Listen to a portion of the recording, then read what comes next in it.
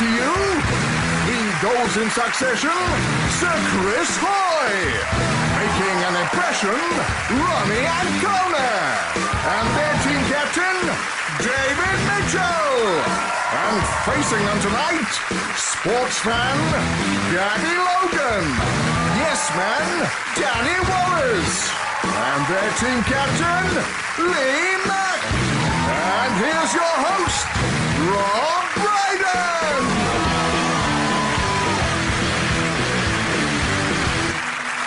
Good evening and welcome to Would I Lie to You, the show that rewards the ability to deceive. In medieval English courts, the truth was tested by ordeals of fire and water.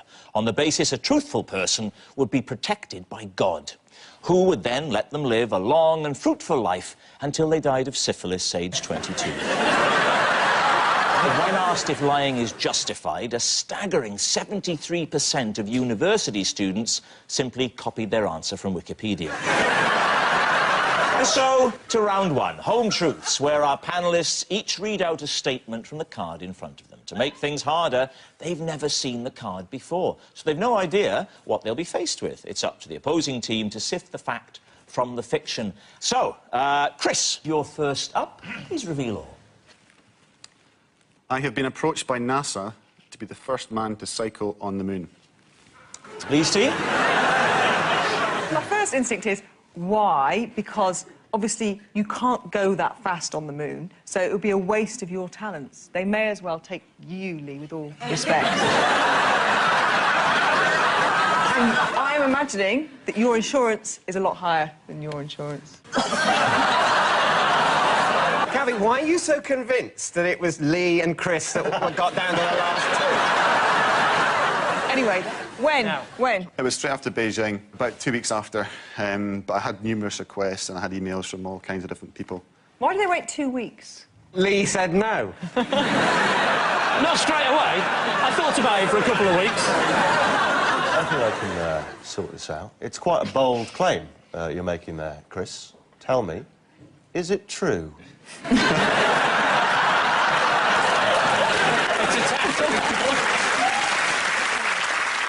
Of course, it's true. Oh, very good, very good. Yes. Hey, wait, whoa. He might be lying. He might be lying. Oh, I hadn't thought of that. Yeah. Did they explain why it's crucial to the future of space exploration? Well, have you moving very slowly On a on a bike that doesn't Move work properly? slowly, not with the stabilisers. He wouldn't. I hadn't thought about the stabilisers. It wouldn't have made No, any you difference, hadn't. you know, whether it's fast or not. It was about the fact it was going to be a bicycle on the moon, the first bicycle on the moon. And could you be asked? Could I be? Bothered? Well, if it had been possible, then yes. It turned out it wasn't possible to do it. Why? Because you can't fly a rocket. How long would this whole trip have taken? There's so many safety procedures, and you have to go through specific medical checks and all this stuff. So it's and too much hassle. they were saying it was going to be like 2 weeks of stuff just here. That was one of the big issues for it not happening. Because of the time, because it would take 2 weeks to do that. Well, yeah. But a minute ago, my friend, you said, when I put the question to you, could you be bothered? You said, yes, I would have done it. I would and have- then, because it was 2 weeks out of your schedule to go to the moon, do something no one else had ever done, suddenly you couldn't be bothered. Well, when I say I couldn't be bothered, it was pretty much down to the Federation. There's quite strict guidelines in terms of what you can do, what you can't do. You can't go to the moon, that's mentioned. That's the first line. Yeah. Clause 1. You must train all the time, no drugs. Oh, and by the way, new one, no going to the moon. Is this an ordinary bicycle they asked you to do? No, it would have been a special bike. Off-road tyres for a start. Off-road tyres? Well, On moon times? there's not many roads on the moon or tracks. My gut is saying that he would have been approached to do this, because people jump on the bandwagon, don't they? The thing is, right, you have to wear... I've seen people going to the moon on the telly, right? And they wear space costumes with helmets like goldfish bowls, right? Yeah. So he'd have to wear this costume like that, and he'd be sat on what he's admitted himself is a reasonably ordinary bike with slightly wider tyres, and that's an image I mean, it'd be like Eamon Holmes riding a tricycle. So is he telling the truth, Lee? It costs a lot to put a man on the moon, doesn't it? And a bike. And a bike. Well, it does when you put it on the British Rail, don't you? You have to pay £2 for the bike. Yeah. See, I'm going to say lie then. What are you going to... I'm going to go with my team. If I say it's a lie, we'll say a lie then. You're saying lie? OK. Sir Chris Hoy.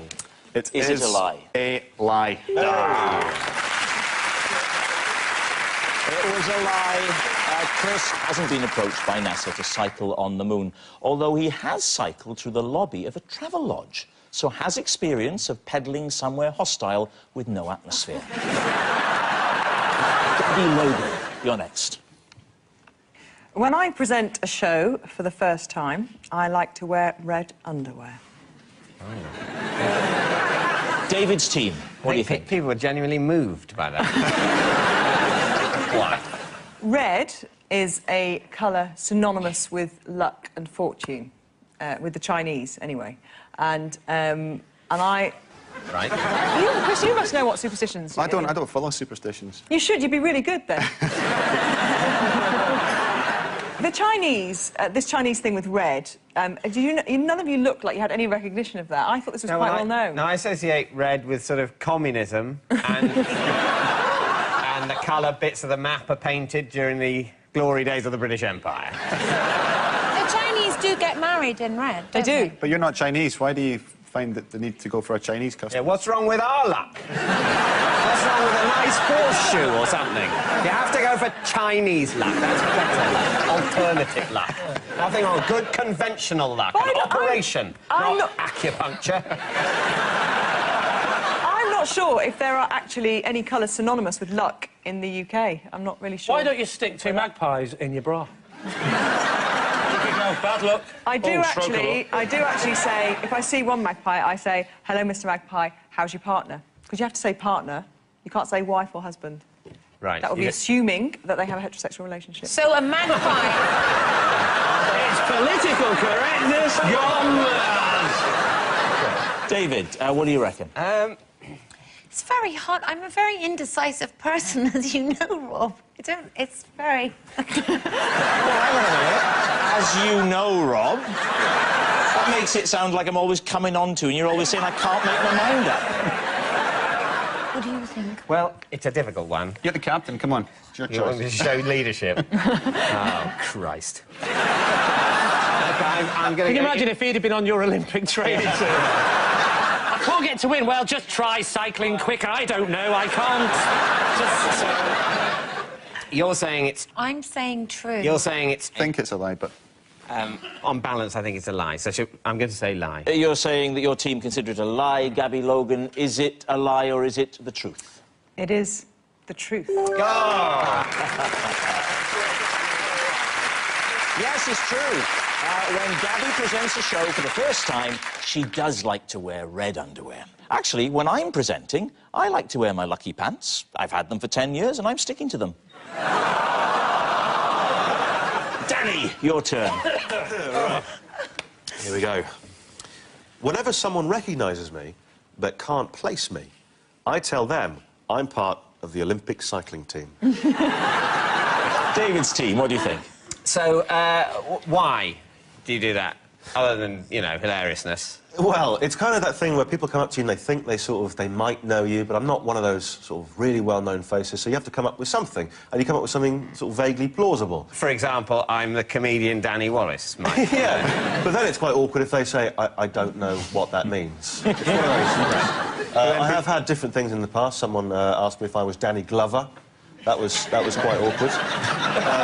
That's true, yeah. And I had to say, what, the black American film star of the Lethal Weapon series? And they said yes, and I went, yes, I am.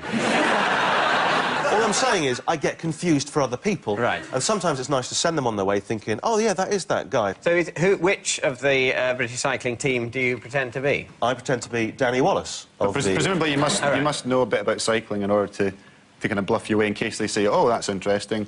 What event do you do? Well, he knows the basics, like it wouldn't work on the moon. Yeah.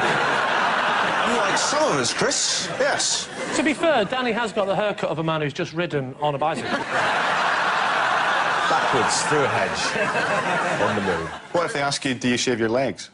Well, it's never really gone that far. From where you're sitting, can you see Chris's thighs? Because from where I'm sitting, they are massive. Seriously, have you ever been able to put your legs together? I don't want to insult your legs, per se, Danny. Yes. It's just that if you are an Olympic champion cycling, Yes. then that is going to have some notable effect on your physique. Let's not forget, I'm not actually on the Olympic cycling team. So you can't go, well, your legs aren't big enough for a start, and also you don't shave them. That's a lie. I think it's a lie, because I think it's a lie. Yes. I mean, why not just say who you're a you are? comedian. It just comes down to Danny's impish sense of fun. I think we all think it's a lie. You all think it's a lie. OK, so, Danny Wallace, truth or lie? It's a lie. Yes. As we suspected, it's a lie. I could have been part of the Olympic cycling team if it hadn't been for my lack of training, determination, fitness, and bike. Our next round is called The Ring of Truth, in which I read out some amazing celebrity facts, and all our teams have to do is decide whether they're true or not. So, David's team, take a look at this. Can I have 2 people from the audience, please? I'm going to form a world greatest escape. Please check the bag. Check the bag if you see any trapdoors.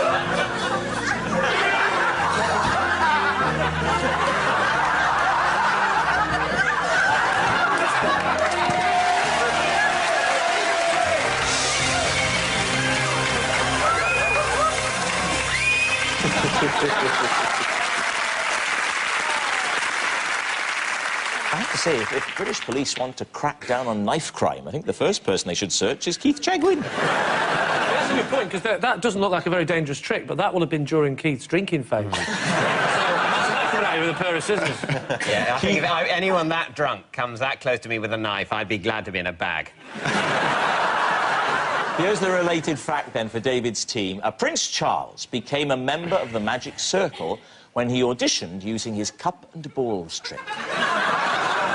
I think we all know that it's got absolutely nothing to do with testicles or anything. So there's no need for people to be tittering away about that sort of thing. I think this is true. He wouldn't have the time on his hands to practice magic. He's got such an important job. This was in 1975, all David. the things he's got to do in his day. He's got to talk about the buildings and make all the biscuits. And then I suppose he probably found a bit of time, actually. He said, I met him twice, and he said the same thing to me twice. Did he juggle 2 his years balls apart. with you? What did he say? He spent ages talking to somebody. It was a line-up thing, and he was talking to the person next to me for about 20 minutes, and he got to me, and he went, do you know him?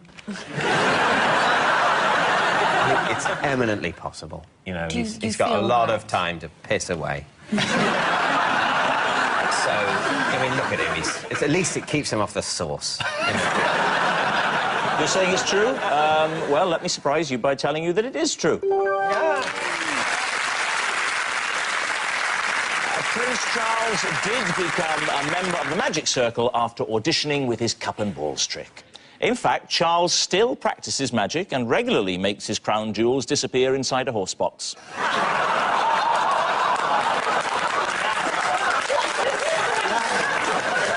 I'm doing it with charm and a cheeky grin. Now, Lee's team, take a look at this.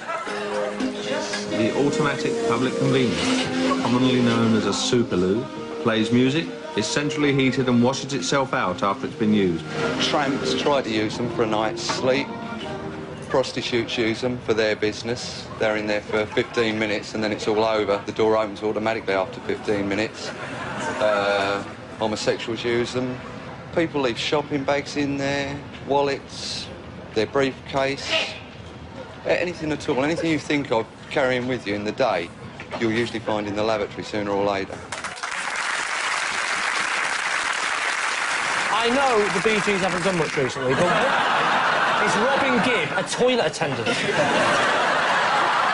Here is the related fact, then, for Lee's team. Gary Barlow has a microphone installed in his downstairs bathroom to record new song ideas, as it's where he feels the most creative. And it isn't just a loo, it is a proper downstairs bathroom. There is a bath in there as well. Well, Gary Barlow strikes me as no-nonsense, salt of the earth, you know, common sense. I trust him. I trust Gary Barlow. And he seems to be, in his pursuit for excellence with the Noble Ballad, putting lots of electrical equipment in a bathroom so that his loved ones risk their lives for his art. Yeah. I don't think Gary Barlow would do that. Yeah, it's just a bit like having a toaster in the bathroom because it's where you get peckish. Yeah, yeah. That I would believe about Gary Barlow. Has anyone met Gary Barlow? I have. What did he say? Met him when I did Top of the Pops. He was very, very calm. He talks like Ringo Starr now. Hello, I'm Gary Barlow. What do you reckon? Yeah, is it true? What is your gut saying? It said no. It said said it's no. a lie. It said it's a lie. I'll go with that. Your tummy tells you it's... Yeah, lie. Well, then I'll go with my team and say it's a lie. You're saying it's a lie? I am. It's actually a lie. Gary's biggest #1 was Back for Good. His biggest #2 was backstage at the Sheffield Arena after a prawn madras. Which means, at the end of that round, it's Lee's team in the lead by 4 points to 2. Our next round is called This Is My, where we bring on a mystery guest who has a close connection to one of our panellists. Now, this week, each of David's team will claim it's them that has the genuine connection to the guest, and it's up to Lee's team to spot who's telling the truth. So, please welcome this week's special guest, Sylvan.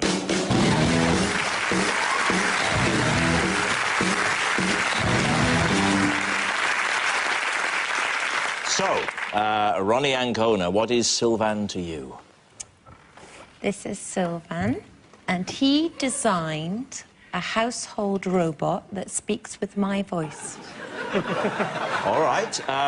Chris. This is Sylvan, and he's my masseur, and he was also the guitarist in Simply Red. Right. All right. And finally, David. This is Sylvan, and he's my next-door neighbour, and I promised I'd get him on TV after he complained about an all-night party in my flat. So there we have it. Lee, where would you like to start? Well, I sort of remember a bit about Simply Red. Do you remember him in Simply Red? He was a lot more ginger. What was he the guitar player, did you say? The guitarist, yeah. Lead guitar or bass guitar? I wasn't a big fan of Simply Red at the time. No offence to Sylvan. I'm just curious, though, how you go from being a really good guitarist to, I'm sure, a really good masseuse. It is a good point, Gabby. You don't spend 10 years of your life, you know. And it's high up, because that's how they did it in Simply Red. Doing all that, right? No, I think he did that, playing the bass. He does And still play. He got his fingers against his muscles, and he thought, I'm quite good at this. Anyone seen any cyclists? I've got an idea. David, on average, how often would you say you, David Mitchell, throw all-night parties? Once every... It's like a ballpark figure. 14.7 years. So talk us through what happened. There's a knock on the door, I'm assuming. Knock on the door, and I answered the door, and Sylvan said, you know, can you please make a bit less noise? I'm trying to sleep. She says, and at which point I felt very guilty. I said, yes, we made a bit less noise. What were you celebrating? Your highest score at Scrabble? What was it all about? No, it was after an awards due. And you just went, everyone back to mine. Not every... It was about sort of 8 people. So... OK. What about Ronnie? What do these robots look like, and what will they do when eventually they are developed? To be honest, I actually haven't seen one. I was employed sort of as a voiceover artist. Do it. Do the voice? Do the voice of the robot, yeah. I recorded a whole lot of stock phrases. Give us some. Give us some stock phrases now. OK. My task is complete. OK. What do you want me to do now? Let's stay on that one. Any others? No, master. Sexual acts are forbidden.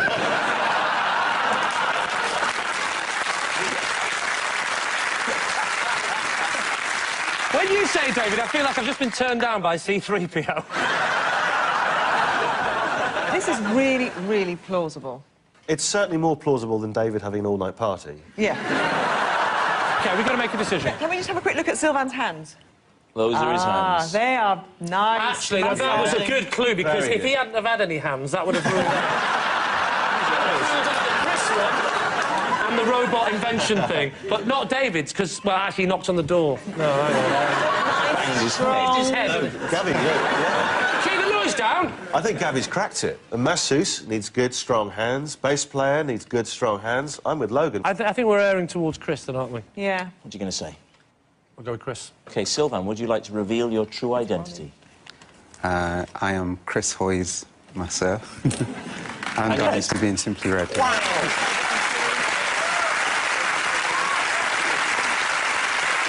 I have a little knot here. Could you just come and have a little go? Well, no, put some effort into it, man. Don't just lean over. Oh, my God, David could have done that. Don't. Sylvan, thank you very much indeed. Congratulations.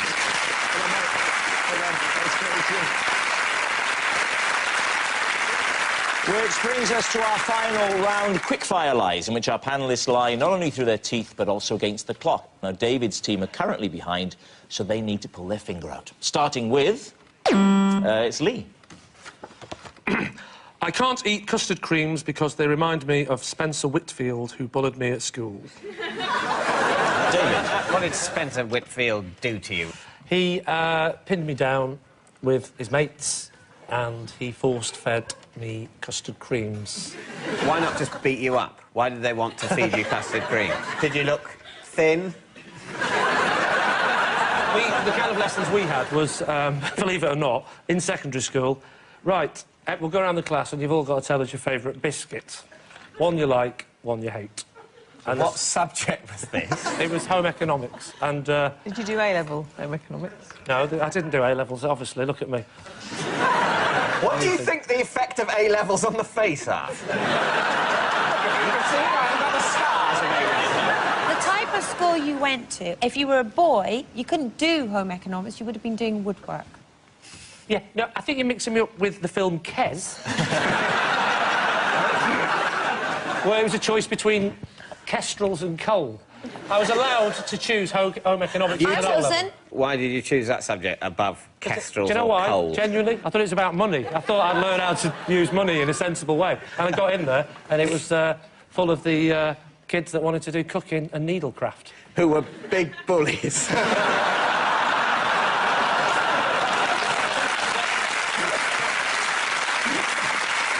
So, David, what are you going to say? I don't think it's true, really, but... No. You're pretty set on it being a lie. OK, fair enough. Lee, is it true or is it a lie? It's a lie. Next. David.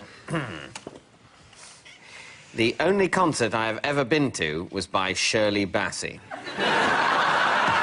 And where was that?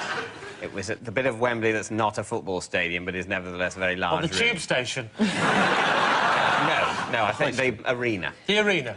Mm-hmm. And who did you go with? I went with a friend of mine called John. And what period was this?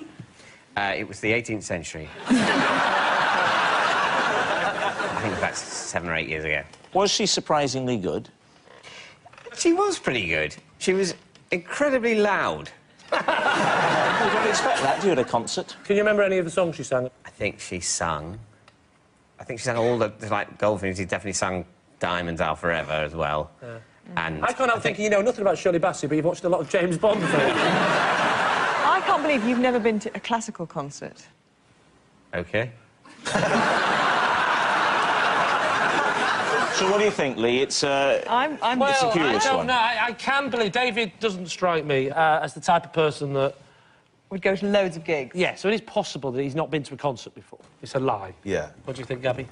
He's very clever, though, isn't he? Well, he's not that clever. I mean, he's... It's all a facade. I'm actually the clever one. The gut. This is an act. When we go backstage, I'm like, David, marvellous performance, and he's like, they fell for it again, didn't they? So we're saying... I think, like you, it's a lie. OK, my team say it's a lie, so we'll say that that is indeed a lie. You're saying it's a lie. OK, David, is it true? It is true.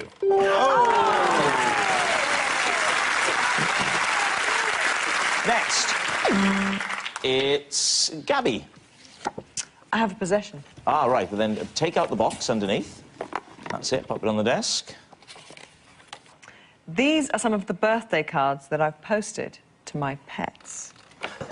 OK.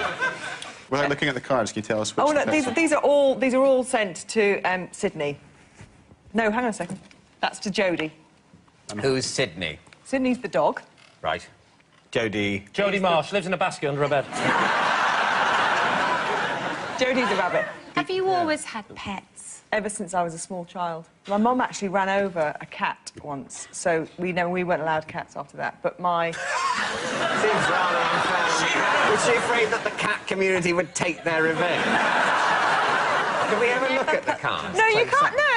You can look at them if you want to. Chris, would you get them so we can all enjoy your thighs? Thank you. Walk across the stage. You can't read them, you can just look at the front. You can take them and read them, do whatever you want. You can't. Yes, he can. Touch those No, you cards can't. and you'll be cycling on the other side of your face. The rules of the game say you can't. If you think that's going to stop me, you are so mistaken. Give them over. Hand them over. Gabby, hold on to your principles. I can't find them. Cards now. Thank you. Now, it's a shame we had to do that, wasn't it? We might as well, now we've... Well, this one is to Michael. Is that a pet name for Jodie or Sydney? I don't know. It's sort of, in a way, it's less trivial than the pet's own name. This is to Sherbet. Why is this one to Sherbet? Because Sydney's real pedigree name is Sherbet Arundai Grunchfeld. Really? And why didn't you mention that? Rundai... Grunchfeld. That's his official name. Sydney is a nickname, and in an official birthday card, you use a shortening of the official name. Who's Michael? Michael? OK, look. No, Jodie the rabbit does this dance where she goes, "Ow!" And we said, she looks like Voldemort.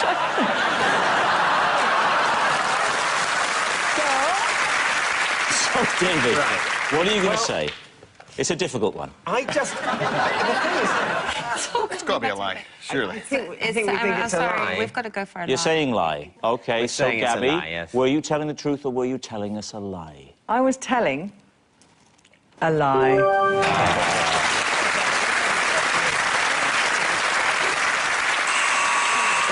And that noise signals time's up. It's the end of the show, and I can reveal that David's team have 5 points and Lee's team have 5 points. It's a draw! But it's not just a team game. My individual liar of the week this week is Gabby Logan. An incredible result for Gabby, who's 8th place in the rhythmic gymnastics at the 1990 Auckland Commonwealth Games suddenly pales into insignificance. Good night. Blind Masseur Val Kilmer has a unique way of seeing the world next on BBC One in tonight's film At First Sight. And I'm doing no favours for Peter. He's destroyed a television transmitter. A Family Guy double bill is just underway on BBC Three.